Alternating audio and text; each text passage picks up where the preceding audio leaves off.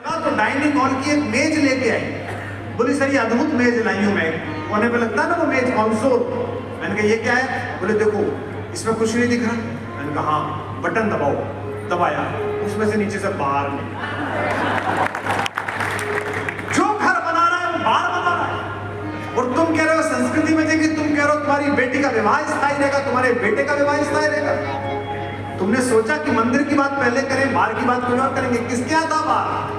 पूरे पिलखवे में एक घर था किसी सेठ का, जिनके नाम के आगे करोड़पति लगते थे, उनके घर में भी बाहर था क्या? नहीं था।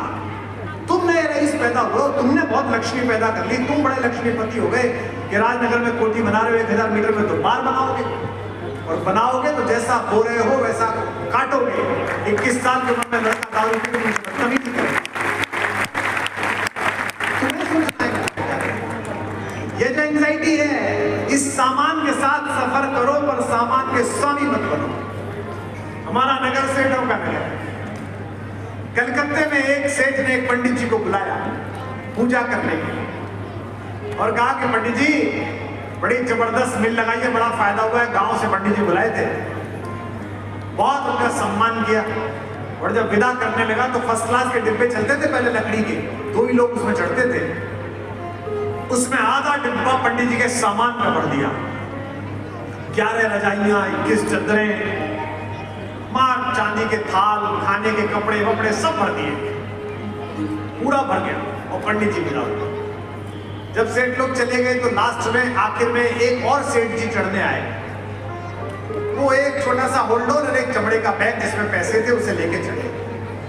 उन्होंने देखा कि 2/3 डिब्बा तो पंडित जी ने घेर रखा।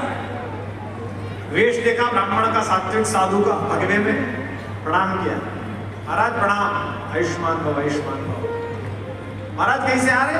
हाँ जी वो हमारे यजमान है, यहाँ बड़ा अच्छा काम है उनका। महाराज ये सामान आपका? भैया हमारा कहाँ सामान जो दे दिया। अजी महाराज सब कहने की बात है, माल लेके जा रहे हो, मजाक उड़ाई।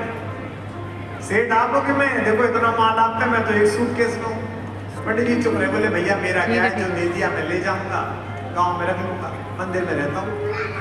अरे महाराज कहने की बात है, सब ब्राह्मणों में सब में पंडितों में भी लालच है, करते कराते रहे।